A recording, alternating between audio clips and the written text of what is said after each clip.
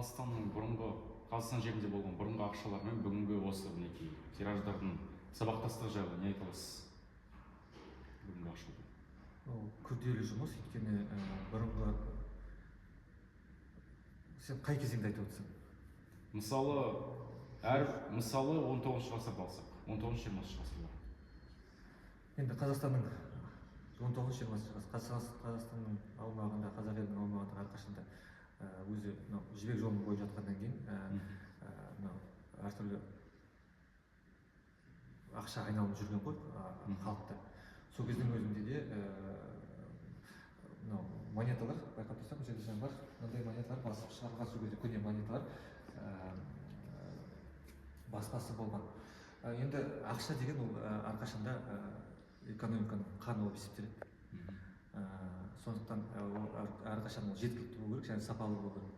Сондықтан өзі әр мемлекеттің өз егемендігінің нышандары бар.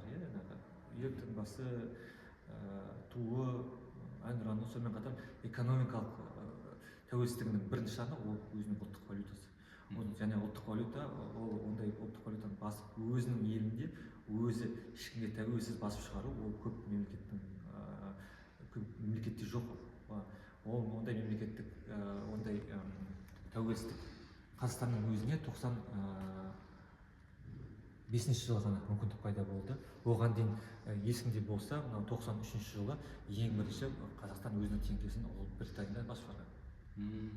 Өйткені ол кезде Кеңес одағынан ыдыраған кезең, ең негізгі ақша басып шығару барлығы Ресей Федерациясының аумағында болған. Содан кейін Қазақстан енді егемендік алу үшін тәуелді болған, жаңағы экономикалық тәуелділік дейміз ғой. Елдер, ТМД елдер болып бөлінді, Қазақстан бөлек, Ресей бөлек, басқа елдер бөлек, бірақ дегенмен де Қазақстанның аумағында Ресей ақшасы, Совет үкіметінің ақшасы жүр.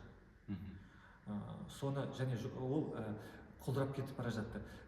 Сол кезде бір мезетте жаңа 92-93 жылдың мамыр айында Ресей Федерациясы өзінің ұлттық жаңа Ресей рубль шығарады да, бүкіл Кеңес одағының ескі банкнотлары Қазақстанға ағылады. Сол кезде болмаған гиперинфляция, қазір инфляция 16-15% қой, соған халық осы жылап жүр ғой, осы болмаған. Ол кезде инфляция 3600%-ке барған. Биыл сен бүгін мысалға зарплатаң 3000 рубль болса, сен колбасаң 3600 рубль болған. Бір айлық сенің ақшаң. Жаңағы мысалға Россиядан олар ақшаны аударғаннан кейін халықта қалып қойған ақша осында үлкен грузовый машина, ол кезде границада жалмаған.